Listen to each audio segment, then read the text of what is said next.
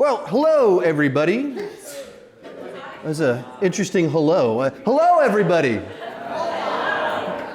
All right, so my name is Sean. Many of you know who I am and have known me for a long time, and some of you have no idea who I am. So I'll just give you a quick little introduction.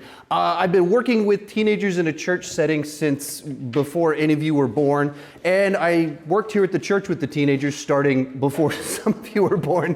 So I've been working with teenagers a very long time, and now currently I post videos on YouTube for a living, which is a little bit of a different situation. And today, I have the pleasure of getting to talk to you. My wife is right there in the back of the room if you don't happen to know her. And let's go ahead and get started. And if you can turn to Matthew 7 in your Bibles before I get started, because I'm going to transition very quickly into Matthew 7 when it's time for us to do so. And we'll be finishing up on the Sermon on the Mount. But before we do that, I want to tell you about my fun weekend. So as I mentioned, I do YouTube for a living. So all my coworkers, the people I work with related to that, live in other states, which is fun because I get to meet people all over the world. And this weekend, one of my friends happens to be in town. She's sitting next to my wife. And so since she is not from Texas, as soon as she came to town or told us she was coming, we started brainstorming oh, she's going to come to Austin. We got to do all the cool stuff. We got to give her the proper Texas experience. So she arrived Friday. We live here in Hutto. So what do you got to do if you're in Hutto for one night? We went to the Texan Cafe. That's about as Texas as you can get, the Texan Cafe. And we went there, we ordered pies, we looked at all the decorations, we told the tale of the hippo in Hutto, all the stuff that you do, an amazing Texas experience. And as we're there, she's like, yeah, do you guys come here often? We're like, no, it's been 7 years since the last time we were at the Texan. So it's great, but yeah, it's been 7 years since we came here. Then we're trying to think what's other the cool Austin stuff that you can do. And we came up with Barton Springs at Zilker Park. So if you don't know, it's an open water spring, facing downtown Austin. It's like a pool, but it's open water. And so we went to it, and it's just this amazing experience. It's 105 degrees outside. The water is, I believe, negative 25 degrees. You jump into it. It's so refreshing. It's just this amazing, amazing experience. So we go there, and immediately our friend's like, yeah, do you guys come down here often? Jennifer goes, no, I've never been here before. And I go, yeah, absolutely. I did back in 1991. 30 years ago. My mom brought me here a couple times back when I was a kid. Oh, really? Okay, wow, that's interesting. And so then after going to these amazing springs, we decide to head to the Hula Hut, one of my wife's absolute favorite restaurants. And if you don't know, it's on the lake. And so whether you're inside or outside, you're just facing out at the lake. You can't tell from the picture. It just looks like I could be at any place. I could be at the Chili's in Hutto for all you know. But with all the overblown windows, that's the lake. It's this amazing view. And even better, you go outside and they have a mechanical fish in the water. If you get to see this picture, you guys will be amazed by this. Fish in the water, spitting water out of its mouth and going like this very slowly. It's, if you're my wife, it's amazing. If you're anyone else, it's oh, that's kind of sad. But for my wife, she sees it, she goes, that is amazing. And like I said, the food was fantastic. And so once again, we eat this amazing food, and our friend goes, yeah, you guys come here often? And I go, yeah, when I was here back about 20 years ago. And my wife goes, yeah, it's one of my favorite restaurants. I was last year, I believe it was 7 years ago when Riley and Elena got married, and for one of their bridal shower deals, the meal was here. Favorite restaurant, been 7 years. And we kind of had this moment, we paused to think about it, we were like, wait a minute, we live here. And if we're let's have an awesome night, we're thinking, let's go to the Chili's in Hutto. It's the most mundane, boring things. There's all these amazing places to go, amazing restaurants, amazing places to be seen. But instead, we forget about all the cool stuff that's here. All the amazing things we've ignored, and they've been here all along. And it's not like I don't like to do interesting things. A month back, my wife went to Orlando for a work trip, and she's like, well, if I'm in Orlando, I'm going to Harry Potter World. So she went to Harry Potter World. A couple years back, I went to LA, and I went to my friends I was staying with. I was like, I want to do all the things you can do in LA. And they're like, what's LA? You can't possibly do all the things here because everything is a thing to do because it's LA. It's interesting. It's like, all right, I want as many as I want a day. I want to do something cool. But the place I live, I ignored all the amazing things.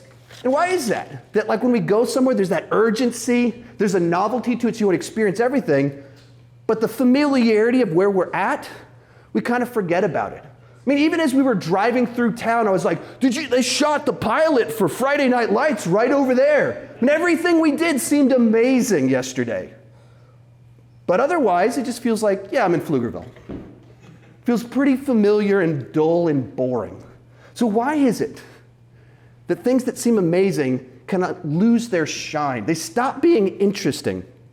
And sometimes we take for granted the amazing things around us. With that said, we're going to transition right into Matthew chapter 7. So you got your Bibles right there in front of you. I'll put the verse up on the screen as well. We're going right to the end of the Sermon on the Mount. So for several months now, several full cycles of the moon, we've been looking on the Sermon on the Mount, Jesus' direct teachings, and we're going to look at the verse right after he finishes the sermon, and it says this, verse 28.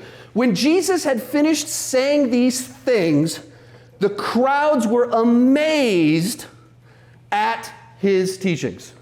The crowds were amazed. They heard what you've been hearing the last several months. If you've been here, coming to church regularly, you haven't just heard the Sermon on the Mount, you have heard the sermons about the Sermon on the Mount. So even a more in-depth exploration of these teachings. When they heard the version from Jesus, they were amazed. Question is, were you amazed? Like as we're going through this, as kind of flipping through it, and Jesus says, turn the other cheek, did Lucan like fall out of his chair like, that's it right there, I missed that. That's what I've been missing all this time. You got to turn the other cheek. As you're going through it, it said, love your enemies. Did Taryn in the back, stop hating my enemies. Like, was she shocked by that? As Jesus was talking about prayer, and he's like, our Father who art in heaven. And you're like, Sarah in the back, did she go, oh, that's what I've been doing wrong. I'm supposed to pray to God, not Satan. Oh, I missed that entirely.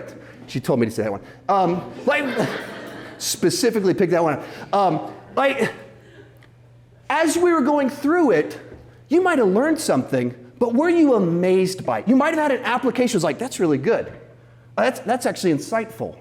But were you amazed as you went through it? Say, probably not amazed. That's a pretty strong word. And why is it that some of the teachings of Jesus that amazed people 2,000 years ago can seem familiar to us? Like, oh yeah, I've kind of heard this one before. Oh, I've heard this lesson before. Why is that? It kind of tells us in the next verse. It says in verse 29, because he, being Jesus, taught as one who had authority and not as the teachers of the law. So why did it amaze them? Where for us it was like, yeah, that was useful, that was helpful, that was insightful. Why were they amazed where we didn't have as big of a response? First one, no offense, Jesus is probably a better teacher than Ben.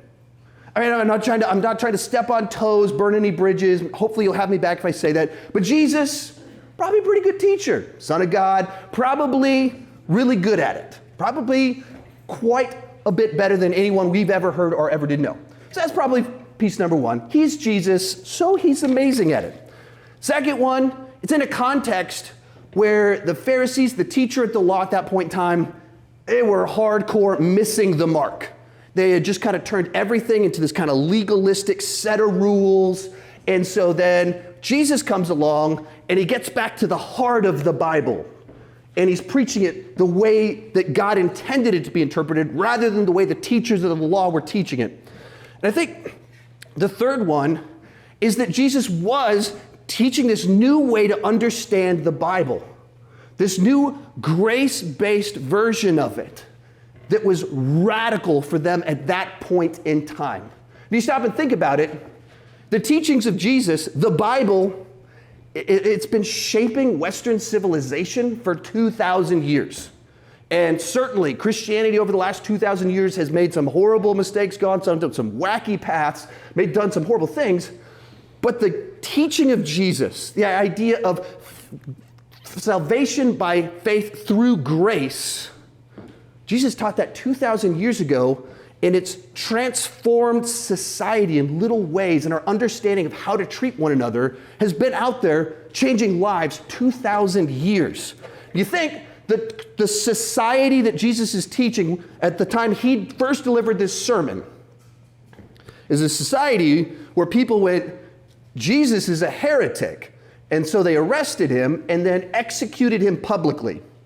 Stop it, like within the weekend. Stop and think about that society. Someone made an accusation, and publicly, for the entertainment of the masses and to scare people, he was killed. And people just watched. You just come and watch the crucifixions. That's the society. You might say there was a little bit of a lack of grace at that point in time. And we're 2,000 years later, where these teachings have shaped the way we view how we should treat one another, whether you're a person of faith or not. It's changed Western society. And so sometimes these teachings that were amazing 2,000 years ago, we can take for granted. So as we kind of close out the last little bit of this, we want to go back to what does it take to take these teachings and make them amazing? And it's not just hearing something, it's not just knowing something, it's applying it. These truths that get familiar to us, when we apply them, can radically transform our lives. So we're going to go back just a few verses to the final things that Jesus said in his sermon, where he makes this very clear. Like, if you want to have an amazing life transformed by the teachings of Jesus, what does it take? Matthew 7, verse 24 says this: therefore, one who hears these teachings, so just one who hears the Sermon on the Mount, all the stuff Jesus has been saying, one who hears these words of mine and puts them into practice is like a wise man who built his house on rock. Then the rain came down, the streams rose, the winds blew against the house, yet it did not fall, because it had a foundation on rock. So what does he say? If you want to be amazed again at what your life looks like, just built on a sturdy foundation, apply these truths. If you want a life that can stand up to all the crazy, wacky stuff that happens, the temptations, you have to apply these truths. You have to do something with it. This guy knew storms come, waters rise.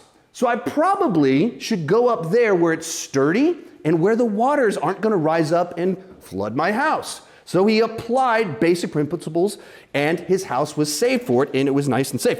In James 1, it actually kind of teaches this exact same principle. Do not merely listen to the word and so deceive yourselves. Do what it says. I mean, James is even a little bit more blunt about it. If you know this stuff and don't do anything with it, you are deceiving yourself. It's not just that you're not amazed by it, you're actually deceiving yourself if you ignore it. And it's a kind of a simple, basic concept of how does transformation happen? It's hearing plus application. When you hear it, you do something with it, that's how your life is transformed. Simple question. I actually wanted to use this book as my primary text for today, but Ben said that that would be inappropriate. So, it's the Encyclopedia of Bodybuilding. Simple question for you. How many times do you have to read this book if you want to get jacked? How many times you got to read the book if you want to put on 10 pounds of muscle? Probably more than what? Read it 2 times? If you read it 2 times, will you put on 10 pounds of muscle? Well, maybe, but do you gain muscle by reading a book? No. Actually, this is a heavy book, so if you read this book multiple times, you probably will get some sick biceps, but you don't gain muscle by reading a book. You gain muscle by reading the Encyclopedia of Bodybuilding and then learning how to eat and work out properly and applying it. How many books on dieting do you have to read to lose weight? You don't lose weight by reading a book. You lose weight by applying it. I mean, one great article applied is more powerful than reading this book 20 times. Because transformation comes from application. And we totally get that when it comes to this. Nobody believed, like, oh man, if only I would read that book, I could look like that. Nobody thinks that. But there's a side to it, like, well, I've heard a lot of sermons. I just went to church a bunch of times. I went to a retreat. We think, like, going, learning, hearing is transformation. No. You actually have to do something with it. You have to apply what you've learned. And then he gives the counterbalance to it, and he says this, verse 26, but everyone who hears these words of mine and does not put them into practice is like a foolish man who built his house on sand. The rain came down, the streams rose, and the winds blew, and it beat against the house, and it fell with a great crash. Wise man knows rain's gonna come. Sand, it's rough and coarse, and it gets everywhere, and not a great thing to build on. A few people picked up on what I just did. Sand is not a great solid foundation. If you've ever been to the beach and built a sand castle, you know they don't last. Even if you're really good at it and like used water to like kind of give it a foundation so it's like dries in place. Soon as the wind blows hard enough, as soon as the tides rise, everybody knows sand isn't very good. But the foolish man went, yeah, but I really want a waterside view. I want to be able to wake up, jump in the backyard in the creek and go for a swim. And I like to build sandcastles. So the foolish man just saw the short term and didn't think long term. He didn't apply basic truths. There's no possible way that he could be like digging a hole in the ground to put a post in sand and think, this is stable. This is solid right here. But he ignored what was right in front of him.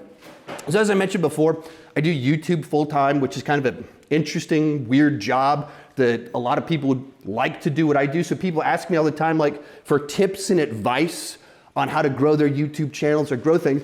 And they'll ask me real specific questions like, what should I do with this? Should I do this or that? And a lot of the people that ask me for advice, they don't really like the advice that I give because it's the hard work that it takes to grow. It's actually work. And I'll like try to explain as best as I can why they should do something and what they should do. In a very large percentage of the time, they just ignore me. And they just do what they wanted to do in the first place. The more fun version of it. And then I'll see those same people jump on Twitter complaining like, everything's rigged against me, it doesn't work. I don't know why my channel's not growing. I'm thinking, I told you what was wrong. I'm telling you, and they ignore like exactly what I'm telling, like exactly the thing was my recommendation to help them out.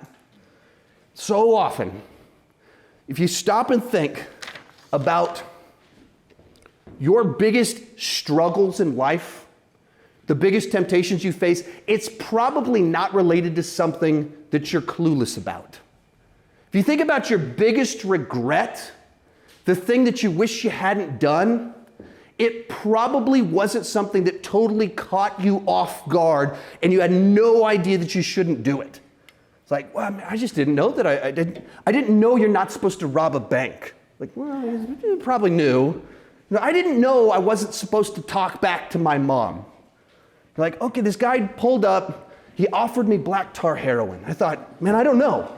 I'll flip a coin to find out. I flipped the coin and the coin told me I should take up hardcore drug use. Like, it's not the way that happens. It's not the way that it plays out. Generally speaking, whatever probably the most foolish thing you've ever done, your biggest regret, you probably knew all along you were taking steps down a path you shouldn't have been going down. And you chose to make several bad choices that put you in a position to make a really bad choice. Whether it's with a friend group, and you knew they were kind of trouble, maybe a parent warned you, maybe some other people warned you, just kind of kept hanging out with them, maybe with a boyfriend, a girlfriend that people warned you about, you spent more and more time with them and things escalated, they weren't healthy for you, and you went down a path step by step. At the beginning it seemed innocent enough, but maybe a little bit foolish, a little bit reckless, so it was fun, and eventually leads you to a place where you have the biggest regret of your life. And it's all starts with things that you probably could have figured out where this was leading. You know, when the guy decided to build the house on the sand, he's probably thinking about building sand castles and fun and swimming in the ocean in the morning or swimming in the water in the morning. He's not thinking about where this leads down the line. And when you made those initial choices, the foolish choices, you're thinking about the fun of the moment rather than where that path leads.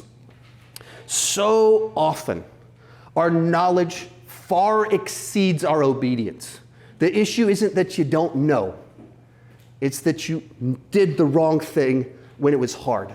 The reality for most of us is that when we're tired, when we're stressed, when we're feeling beaten down, that's when we're most susceptible to doing foolish stuff, when life is hard. And the other reality to that is, for everyone, the last year and a half has been rough. Just to state the obvious, it's been a very difficult year and a half. And for us grown-ups that have already graduated, we really can't fathom what it's like to be a high schooler, a middle schooler during the last year and a half. And if you're losing out on opportunities, the struggles of just the chaos that is teachers trying to figure out what to do, and just the reality that almost all of us have had tragedies all around us. It's really easy right now to have a lot of excuses for not doing things we know we should do or doing things we know we shouldn't. And once again, as Ben said at the beginning of this, I'm not saying that as a grown-up person talking down to you. That's where every grown-up in this room is at too. We're all tired. We're all exhausted just from living the last year and a half. And there's so many things that we know we've gotten lazy with ourselves. So why do I say all of this? As we kind of close out this series on the Sermon on the Mount, filled with these amazing truths of God's grace, practical ways to live a better life that's more loving, more gracious, that's better for us, that's better for the people around us. As we start a new school year, or have started a new school year, not me, you guys, it's a window to reset and start applying what we're hearing. If you want this to be an amazing school year, you have to apply God's truth. So I got 2 questions for you. And I would highly recommend you actually write an answer down. Like actually, for yourself, I'm not telling you to tell anyone, though I would recommend if there's someone you feel safe to share this with, please do that. Just 2 simple questions. What is your sinking sand? Where do you know you personally are vulnerable? Everyone's different. Everyone has different ways in which we struggle, the temptations, the places where we tend to make bad choices. You know what that is for you, and we all have different lives, different contexts. Some of you have jobs, and the people at your job are not the best influences on you. Other people, it's just the simple fact of going to public school. Others, it's the isolation of homeschooling. What is it for you personally where you are vulnerable and you can look at last year and see, this is where I went off course. Summer a year ago, summer 2 years ago, I was on fire for God. I was awesome. We finished with Backyard Bible Clubs, Great Adventure, Revive, and I was just in an amazing place. School year started thinking this year would be different, and then you got back on that path because of those small little choices you made. Where are you vulnerable? Like I said, I want you to actually write it down. If it's just a note in your phone, even if it's an X that you know what the X means, do that. But know what it is. And if you have someone you feel safe sharing that with, I would encourage you to do that. Second one, it's the flip side to it, because vulnerable is like, where are you likely to make a bad choice? The other one, what are the active good choices that you should make this year? The solid ground, where you're actively choosing to make a good choice. Simple ones for this youth community, C groups and D groups. Being in a small community of people that know you, where you can be vulnerable, share what's going on, and have someone speak wisdom into you, and have a group of your peers that you can process life with. It's a simple one. But the other ones of getting back into a quiet time, daily commitments, talk to a leader like, hey, can I meet with you one-on-one week? Like whatever it is for you that you think you need to set yourself up for this to be a great year for you? Where are you vulnerable? Where's that sinking sand where you know you're going to get wiped out as soon as anything hard happens? And what can you do to build a foundation on solid ground? So I started this talking about going on a trip around Austin yesterday and going to the Texan and downtown, Barton Springs. And we'd missed out on all this amazing stuff. But it's always been here. I always could have done it. And next weekend, we could take our kids to Barton Springs. We could do that. Do all these amazing things. We just forgot to do it. We just took it for granted that it was there. We didn't apply the fact that we knew there's actually cool things to do in Austin and cool places to go, cool things to do with our kids. And that's so true every single week with every sermon that you hear. You get so much truth, and it's right there in front of you. You have it. You go, oh, that was a nice thing to learn. But did you do something with that knowledge? If you want this to be an amazing, transformative year, whether you're in the 6th grade, new to middle school, or you're a senior about to go off to college, if you want to start or end awesome, apply the truth. Do the truth. Where are you vulnerable, and how can you build a strong foundation? Let's pray.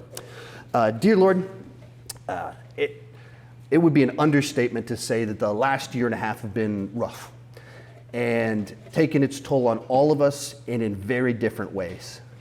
I pray that the students in this room, that they would take start of a new school year as an opportunity to reset and identify where they are vulnerable, where they are weak, where they can be foolish, and put guardrails in place to stop them from heading down those paths where they know where they lead. And likewise, give them the strength, the wisdom, and courage to build a solid foundation this year. And with all these things, transformation comes from your Spirit working in us. That it comes from through surrender and not thinking we can figure it out. And I pray that the students here would embrace that they would trust you on a daily basis to empower them to live for you by your grace. In your name we pray, amen.